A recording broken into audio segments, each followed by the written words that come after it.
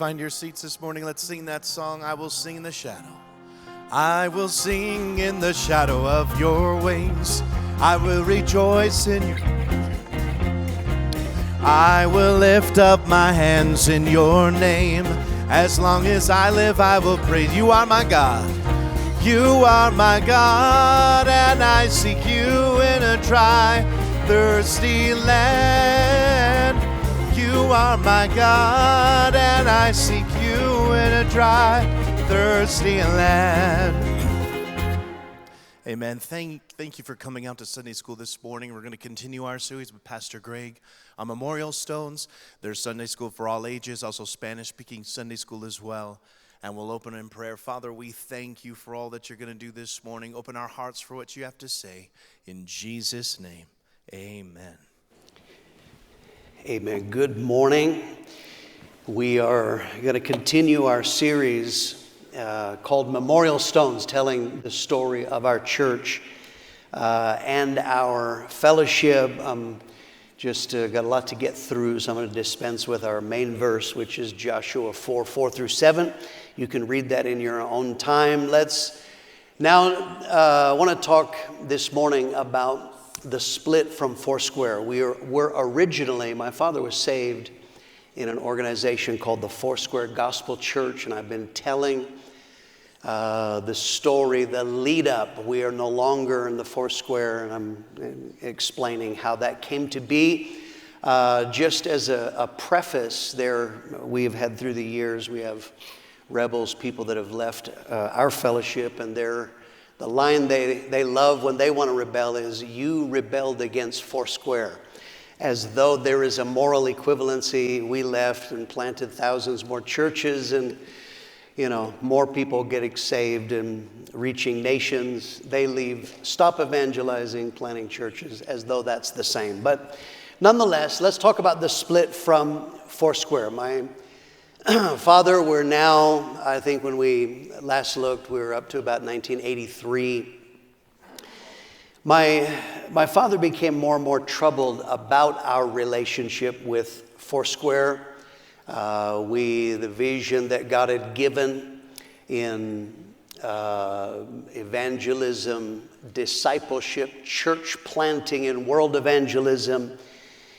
And it became increasingly clear that we were not going to be able to coexist. But my father did not want to fight.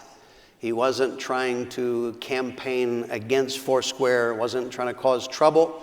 So my father's strategy was mostly he prayed. Have a picture here. They'll put it up. This is from my father's Bible. And this says, you shall not go out with haste nor by flight, for the Lord will go before you. The God of Israel be your rear guard. And you'll see there, this is January 30, 1982, what God spoke to him. He said this was planned and strategic positioning for a better witness. And this is what God spoke to him, is I don't have to fight. I don't have to cause trouble. Is God is going to do this for the betterment of his will. So you have to understand something. I've been repeatedly explaining the difference between a denomination and a fellowship. A denomination is centralized control. Fellowship is not, that's not what it is. But one of the things you need to understand, denominations, their practices and even their beliefs are not necessarily set in stone. What they are, what they believe, how they operate. In many denominations, the denomination can change. When they have a business meeting, people are allowed to make motions. You're seeing this right now. You'll see it from time to time in the last year. The Southern Baptists and Methodists, I think it is, have had numerous examples of this, fighting over whether women pastors and homosexuals in ministry. So what happens is, in a conference, convention, whatever they call it, or meetings before there of the executive, whatever it is, you can I make a motion. You can make a motion about anything, and then that is voted on. You have to understand now, in Foursquare Gospel Church, that's how they operated. In Australia, when they formed their constitution, part of their bylaws said every church gets 2 voting members. At these meetings that you decide things, every church legally, you have the legal right, you get 2 votes. I'm sure when they put that in, that sounded very fair and democratic. That was fine because in those days, the number of Foursquare churches remained essentially the same. It never changed. They were not planting churches, so to have that, you get 2 votes is a great idea. The problem was, in Australia, we were a part of Foursquare, we were planting churches, a lot. And so, the night that Lisa and I were sent out, from our church alone, 4 couples went out in one night. There were, I don't remember, there were either 7 or 11 churches planted in that conference. So 4 to 8 churches are planted every 6 months. There were not that many, if I remember right, there were only like 16 churches, Foursquare churches in Australia. So here's the problem. We became a threat to Foursquare. So think about how they're structured. Theoretically, in the meeting at the convention, we could have made a motion. We didn't believe in women pastors, so we could say, I make a motion there are to be no women pastors in Foursquare. And we could have easily outvoted everyone. We could have said no more Bible schools because we don't operate by Bible schools. We believe in discipleship. So you see, we became a threat. God spoke to my father, very, very interesting. He's praying about where things are headed with Foursquare, what's going to happen. And God spoke to him. Next picture. In this, Pharaoh rose up in the night, he and all his servants and the Egyptian. There was a great cry. There was not a house where there was not one dead. And verse 31, he called for Moses and Aaron by night and said, rise up and get forth from my people, both you and all of the people. Look at this. August 30 of 1983, and my father made a notation. God spoke to him within 30 days. This is going to happen. You are going to be told to leave within 30 days. My father received a call from the international supervisor. You see the note, Rolf McPherson is Amy Semple McPherson's son. He was the president of Foursquare at that time. This man called and informed my father, Rolf has made a decision. We want you to withdraw your churches from Foursquare. So pull them all out of Foursquare. None of us owned property, so that was fine. It was easy to do. So we pulled out and formed the Potter's House Christian Fellowship of Australia. But this is how the split came. It was their choice. It originally was their instruction, and so we followed that. Now, initially, that was only in Australia because Australia had that in their constitution. I don't think it was the 2 voting member thing. I don't think it was quite like that in America. So my father's intention now, we pull out in Australia and just continue doing, it didn't change our lives in any way. We just kept right on doing what we're supposed to be doing, but we're no longer with Foursquare. Dad's intention, this church in Prescott originally was Foursquare. His intention was to continue to stay and in Foursquare and keep doing what God told us to do from within. But he didn't think they were going to let him do this. That was his intention. Again, he wasn't campaigning, he wasn't rallying, but he didn't think that they would do this. Here's another picture out of his Bible. Next one. And is that the one? Don't change on me here. Okay, for they have not rejected you, they've rejected me, that I should not reign over them. And he's speaking about this. The International Board of Foursquare is what this is in reference to. This is in January of 1984. This is leading up. February was when they were going to have their convention. And so again, he felt God speaking to him that there was going to come a rejection. But his conclusion was, I am not going to fight that. I am not trying to fight. I'm not trying to cause trouble. Next picture. Now you can go there. If he says, I have no delight in you, here am I. Let him do to me what seems good to him. February of 1984. And my father's note was, in the international conflict, I yield my cause to God. Let him vindicate. In other words, what my father is saying there is, I am not going to fight back. That is not, I am absolutely not wanting a fight, but he didn't believe that they were going to allow us to continue doing what we do from within Foursquare.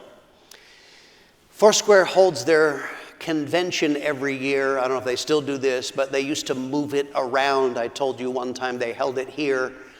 They held it in 1984 in Glorieta, New Mexico. There's a conference center there on the way between Albuquerque and Las Vegas, I think. They had a meeting there of the supervisors, the executive council before convention, and this is where they discuss business. And this is the time in which you are allowed to make motions. What do you think should happen? And any voting member was able to make a motion. So whoever was leading the meeting said, is there any business to discuss? Are there any motions to make? The very first man stood up and he said, I make a motion that we throw the Arizona Fellowship out of the Foursquare. That was the first one. And for the next 2.5 hours, you have to imagine, pastors and wives attended. My mom is sitting there, which I think that sucks. But for the next 2.5 hours, person after person stood and attacked my father and what we were doing and all the things they felt was wrong. My father would not fight back because that was what he felt from God. He wasn't trying to fight these people. He's going to leave it with God. So for 2.5 hours, they actually left it kind of unresolved. They never resolved that issue. I think what they did as a political move is they said, we're going to form a committee and look into that. That's a way of pushing it off in politics. So Dad left there, and this is kind of well known of pastors of that day, is he left, went to, no cell phones in those days, went to a phone box at the convention center and called Harold Warner, and he said, Harold, it's not going to work. They're not going to let us work from within. It's clear that there has to be a separation. But again, Dad didn't want to fight with them, so the following week, he called Foursquare headquarters and he asked the question, what do we have to do to be released without a fight? We don't want to fight you. We don't want to go to court. We don't want to campaign. So what do we have to do? If you don't want us to be in Foursquare, now clearly we can't be in Foursquare. What do we got to do? And their answer was, buy the buildings. Their answer was, it was all about property. So you have to understand how Foursquare operated. If a local congregation, if you raise money to buy land, built a building, or if you purchased a building in Foursquare, the local congregation did not ever own the building. They didn't hold the title. The international organization held the title. Now, the reason for that, what happens, normally there's always a reason for any kind of rule, and what had happened in the past is they had men who rose up, rogue pastors, who ripped them off, who decided to no longer be in Foursquare and stole the property as they left. That's their reasoning of why it was held centrally. And so, but they said, this is what it is. Remember, we had a tiny little building on Lincoln Street when we came that seated, 65, 70 people. The church did own the property on Ruth Street. From within, in the congregation, we raised the money to build that building. And so now, what they said, even though we raised the money, they said, you have to buy the building from us. And so, in July of 1984, at conference, we announced this, that we are leaving Foursquare, and that the price of that is we have to buy the building. And so in that conference, an offering was raised, and we raised and paid $500,000 to Foursquare, technically for a building that we had already paid for. Tucson, I asked Harold Warner. They were the other church at that time, the only other church that actually owned property on their own. And so what was the price for Harold to be released in the Tucson church?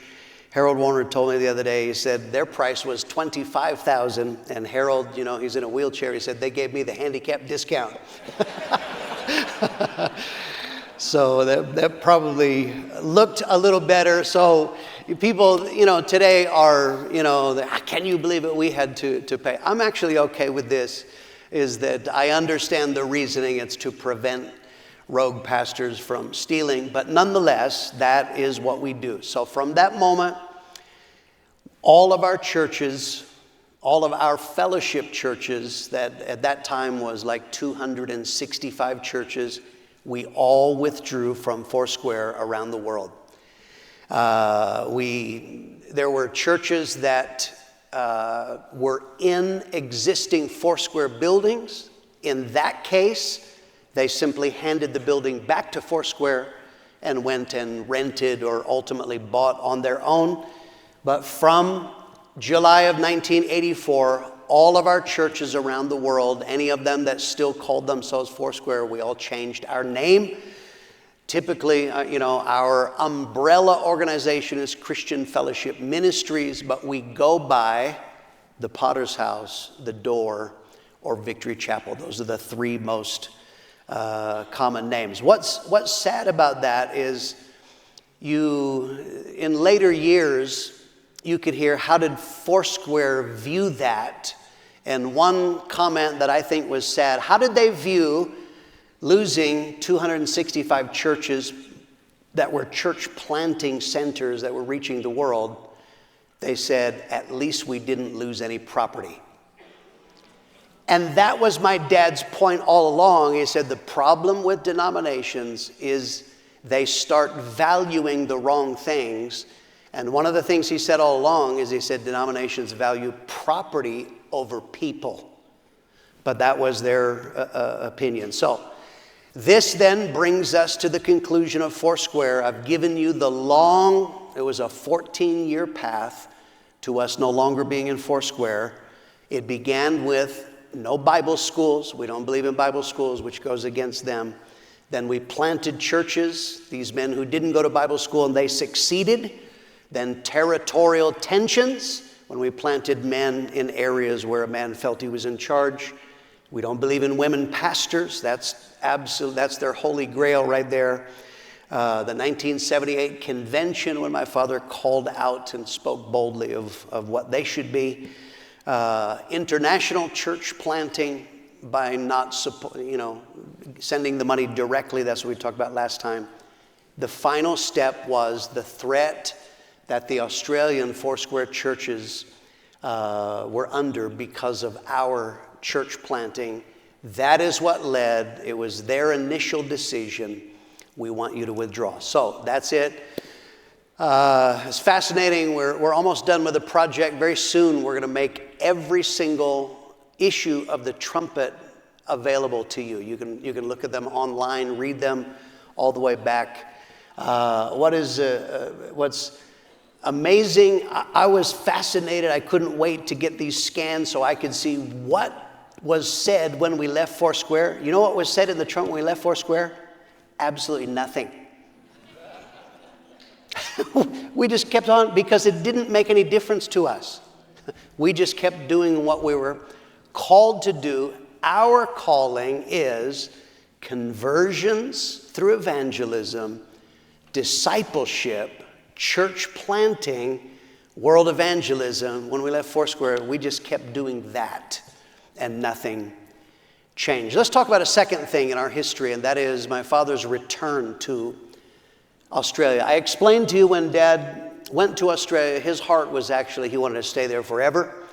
A man who would not do right, wanted to change the Prescott Church and the fellowship. Dad was forced to return and take the Prescott Church back. But Dad had a supernatural love for Australia.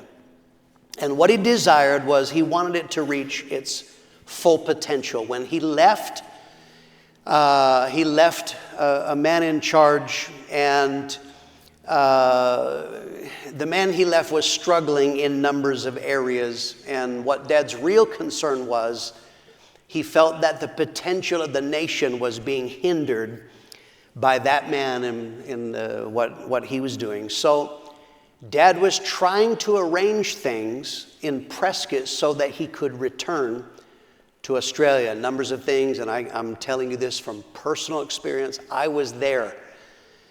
In the church, the pastor he left in Perth was carnal and allowed blatant immorality. Fornication, people sleeping together, they're not married, was rampant throughout the church.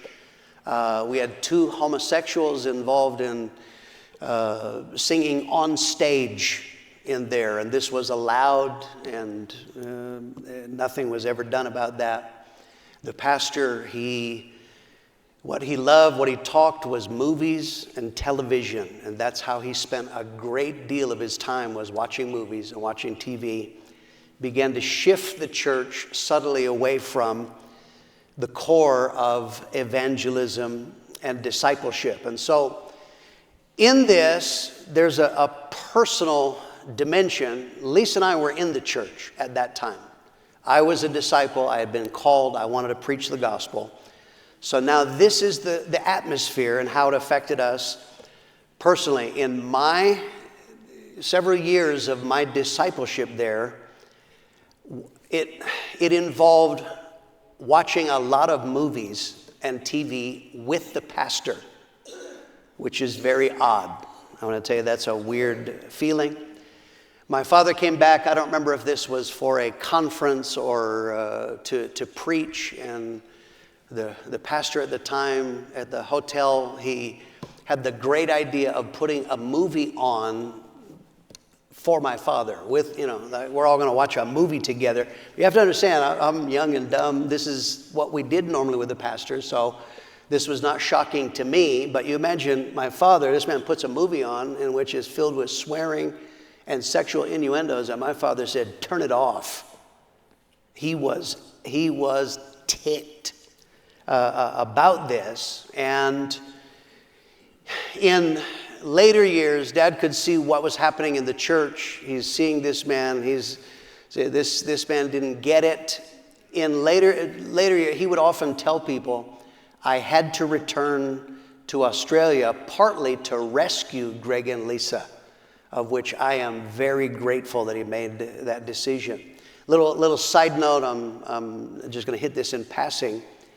This is actually where ministry standards stemmed from, in part.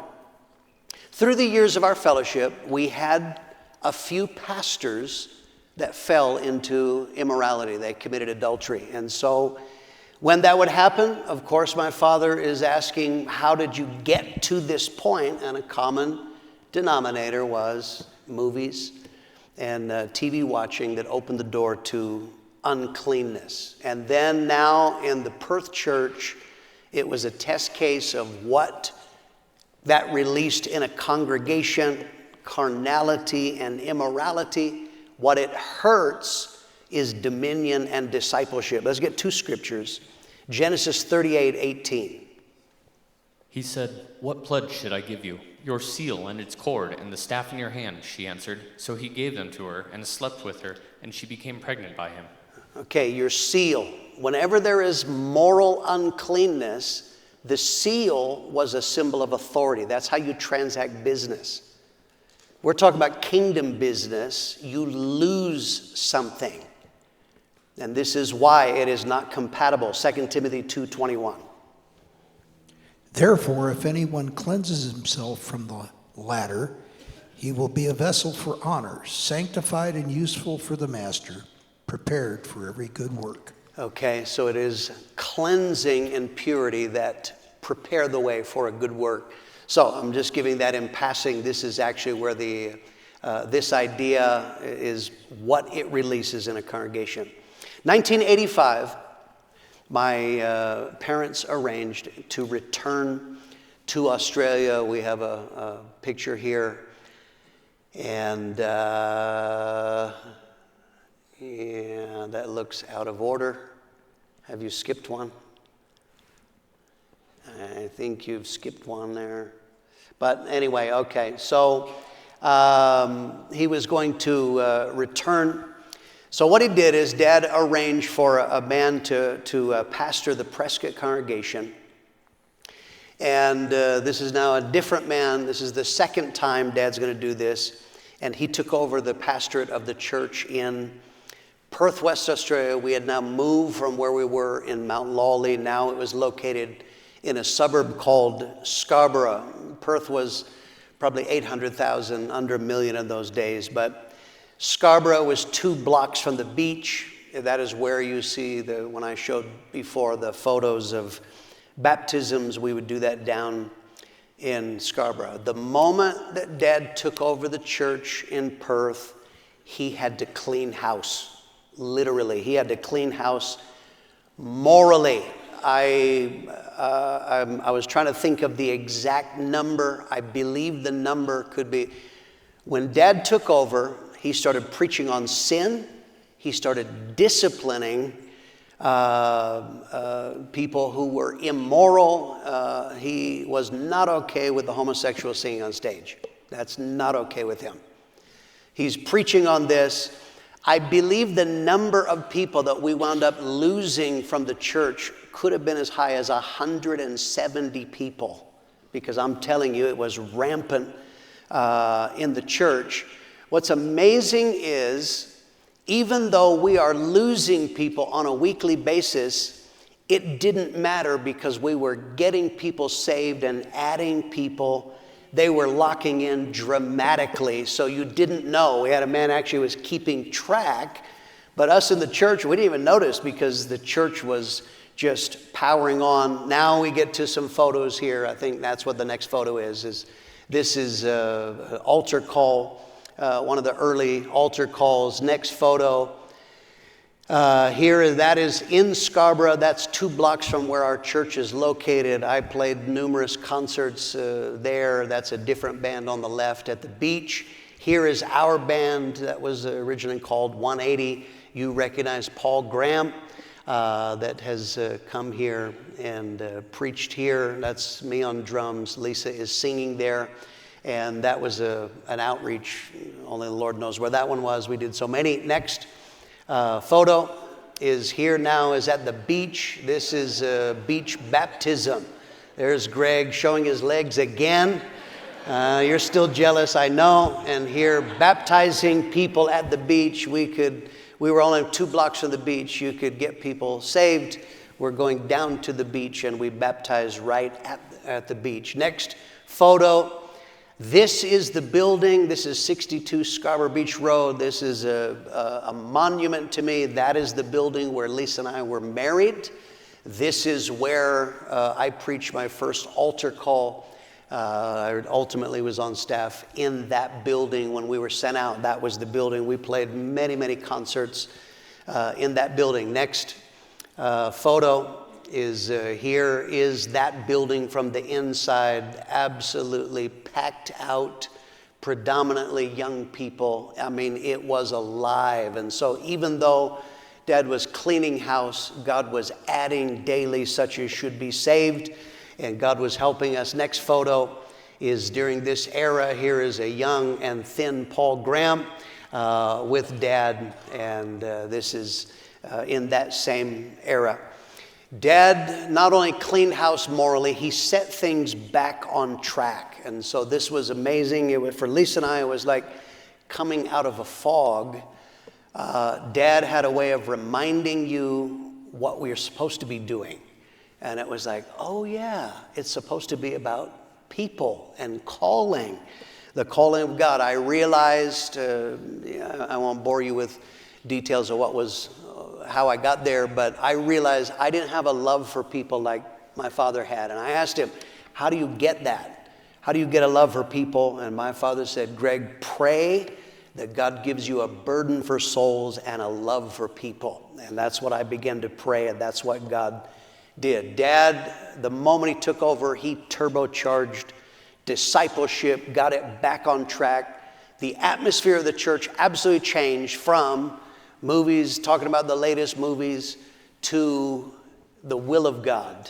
Discipleship, set it on track, and he began planting churches, a lot of them. Next photo, here's Alan and Merle Jones, the first Aboriginal couple that was ever sent out. Is Alan. He actually just passed away, I think, a couple of months ago.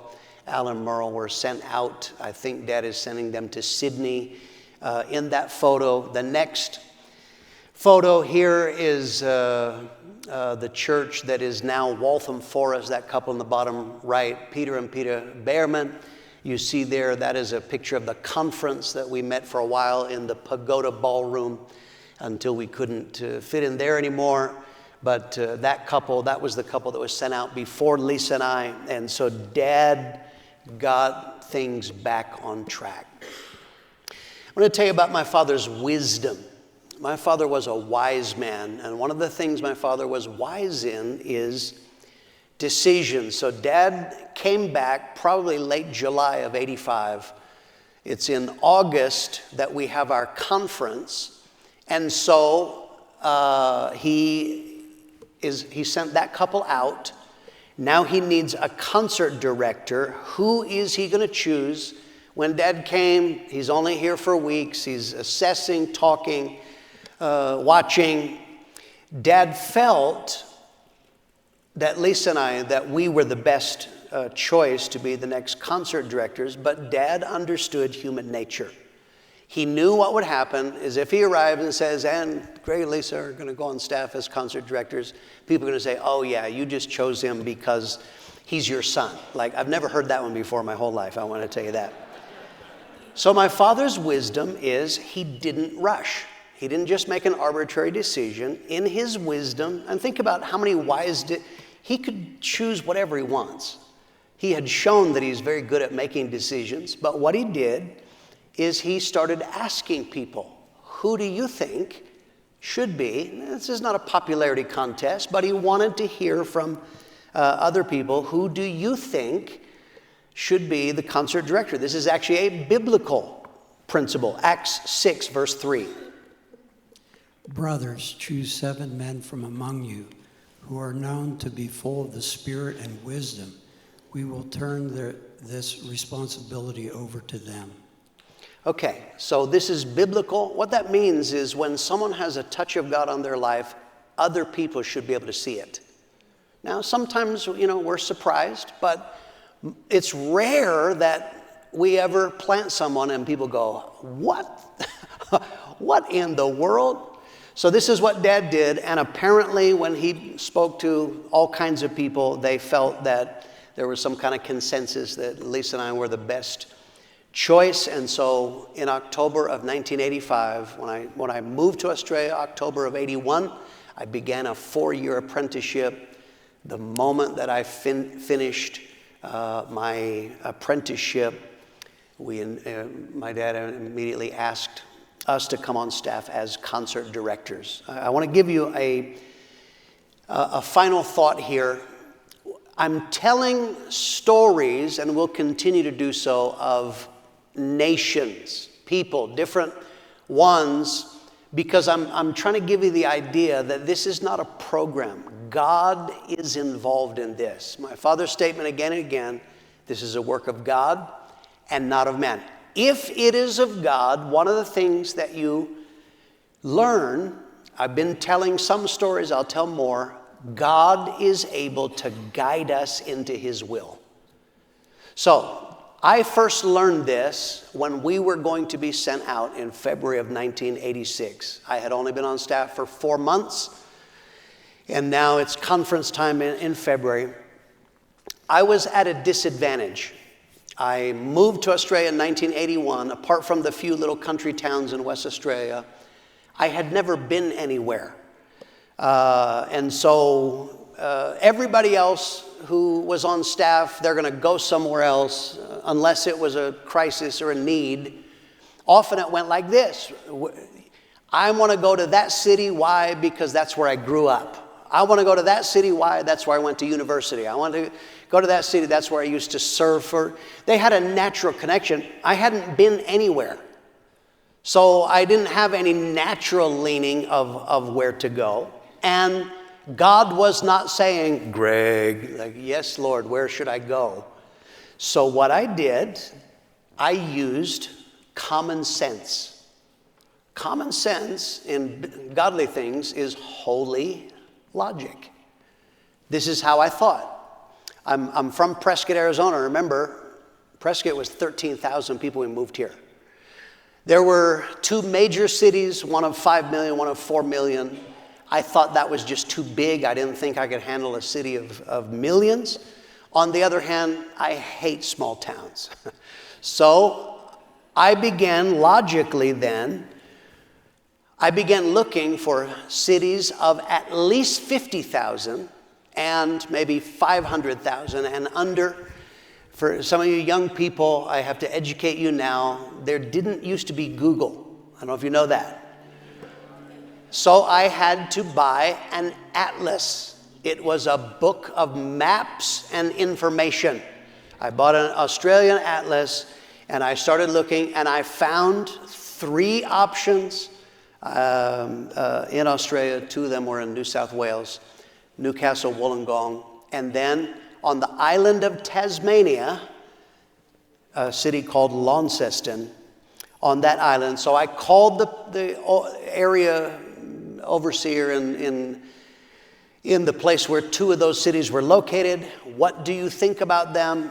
Usually he raved. He was like the evangelist for New South Wales. I said, what do you think about these cities? And he said, yeah, they're okay. He wasn't enthusiastic. I'm going to move my life there. If you're not into it, I'm not excited about it. I called the pastor who was on the island of Tasmania in a place called Hobart, and I said, what do you think of Launceston? He raved, oh man, that's the greatest city. I wish I went there. It's tremendous. And so I said, okay, just based on holy logic, it's 10:30 in the morning. Lisa and I made a decision. We are going to go to Launceston, Tasmania. I had never heard of this place until 2 days before when I bought this atlas and started looking. Let me show you a picture of the beautiful city of Launceston, located in the Tamar Valley. Beautiful city. I never realized how beautiful it was when we were there. We were working our butts off, so I missed how beautiful it was. It is a fantastic. 10:30, we're going to go to Launceston. We had arranged to go to lunch with a couple. 2 hours later, we're sitting at lunch, and the lady said, I am praying because we really need a church in Launceston, Tasmania. I never heard of this place before. The next night, Lisa and I go to a fellowship, a church. There's a bunch of people there, and I'm talking to a man, and out of the blue, he said, I am praying for a church. We need a church in Launceston, Tasmania. So this was clearly God. Any of your kids, I can show you the next picture. That is a Tasmanian devil. They really do exist. You think it's a cartoon, that's really there. Those are the ones that are outside the church. I had a few in the church, but that's a different, that's a Tassie devil. So, but nonetheless, on the basis of this, so we're taking this, man, this is great. We're going to go. God confirmed we're going to go. So February 7, 1986, we were announced, Greg and Lisa Mitchell are going into Launceston, Tasmania. I'll show you 2 photos. Here's the first one. This is the conference. We now had to move to the Church of Christ building because we outgrew the other one. And this is where we met for conference. And here is the photo in the trumpet of a young Greg and Lisa that we were sent to Launceston, Tasmania. That is Friday night in conference. The next night, Saturday night, we're playing the concert. A lady lifts her hand. I'm pulling the altar call. A lady lifts her hand and comes down for salvation. Lisa prays with her the sinner's prayer and asks her, "Where are you from?" She says, "I'm from Launceston, Tasmania." I'm like, "Why are you here?" And here is the story.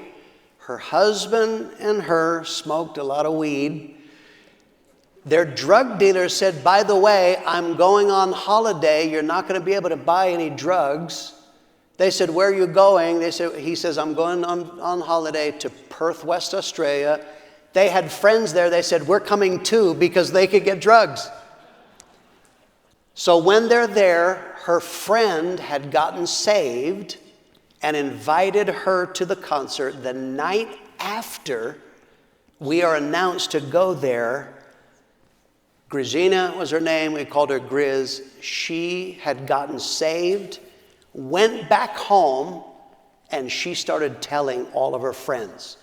Grizz, she's still in the church to this day. Such an interesting lady. She had friends. She was like the bridge between 2 completely different worlds.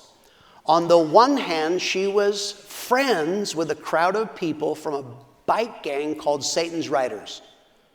That was one crowd. On the other hand, she had friends that were together. They owned houses and jobs and all that. But she began telling all of her friends. We arrived on Tuesday.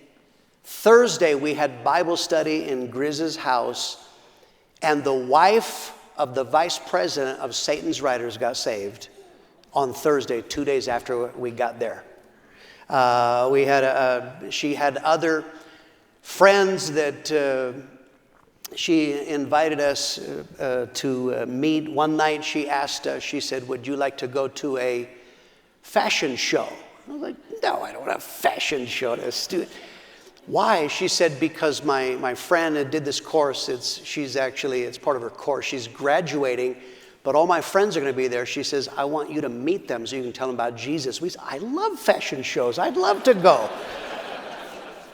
And so, sure enough, at that fashion show during the break, we met her friend, Sonia. Now Sonia Christides is in the Perth church, married a guy from there. Mike and Alina Cook. I never forget it. Mike with a beer, with a cigarette, and we are telling him we are there to tell them about Jesus Christ in the middle of this fashion show, cigarette smoke and stinks of booze. But we witnessed to them. Those people got saved. I got a picture here of that one. I don't remember what. Oh, that was on the way to Launceston. I forgot about that one. That was when we left to go to Launceston. Next photo. I've somehow got them out of order. Is here in the middle. That is Grizz. Still in this now. I can't remember her last name. She's married to Billy, but is still in the church to this day. On the right, that lady was the vice president's wife of Satan's Riders, got powerfully saved. Next photo. Here we are. There is Mike and Alina Cook. That is the couple that we witnessed to at the fashion show. And here John McVilly later on got saved as well.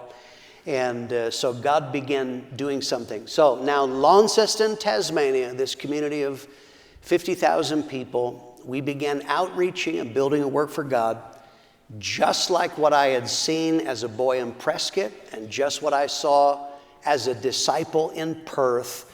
We have some photos here. This is the mall. In English nations, malls are not buildings. It's outdoor, brick paved. It's a street they've paved, and that's where you shop. And so here we are doing a concert and doing an outreach there. Exactly what I had seen in Prescott, exactly what I had seen in Perth. We began to build a work for God. Next photo. Here I am in front of the building. In those days, the holy colors were orange and black. I don't know why Halloween was a great color, but that's what we did. This was next door to a gun shop. And here, go ahead, next photo. Here are some of our early converts. Sonia, the far right, that is Alina Cook, pastor's wife to this day. Sonia is the next one over, second from the right. She's the one that we met at the fashion show, and then two other early converts. Next photo. Here we are, Mike Cook on the right. He is now pastoring. That's Alina's brother on the left. Early converts. God was saving women. God was saving men. Next photo. Here is an article. They came and interviewed me on there, and one of the lines, you won't be able to see it, but one of the lines that I say in there is, people are mistaken if they think they can live like the rest of the world and call themselves Christian and still going to be certain of going to heaven. A local pastor was outraged at my statement. He wrote a letter to the editor, and he called me Brimstone Bill after that. So we were making waves in Launceston. Next photo. Here is Mike and Alina Cook, wound up, they're pastoring to this day. They wound up becoming pastors. They're now pastoring in Melbourne, Australia, in an area called Box Hill. So here is my point. I learned that this was not a master plan that a man said, you go here, you do that. That was God. If you want to do God's will, I want to tell you, God will guide you. And that is where I saw it, and then I've seen it again and again in my ministry personally. God is able to guide, and that's true for you. If you'll keep your heart right, if you'll ask God for help, God knows everything. And if you'll trust Him, He is able to guide His children. That is a miracle dimension. One more verse, Isaiah 48, verse 17. Thus says the Lord your Redeemer, the Holy One of Israel. I am the Lord your God who teaches you to profit, who leads you by the way you should go. Okay, I teach you to profit, or in other words, I teach you how things will go well, and I will lead you. That is, every believer here, you can claim that as a promise. And I'm telling you, I'm going to tell more stories of pastors, missionaries, workers, churches, nations, again and again and again. Whenever I hear the incredible stories of how did this church come to pass, how did God help you, I am reminded again, I quote my father freely, this is a work of God and not of man. And that is the story of our fellowship. And this takes us up to 1986. And that's all we have time for. God bless you, and we'll start the service at 10:30.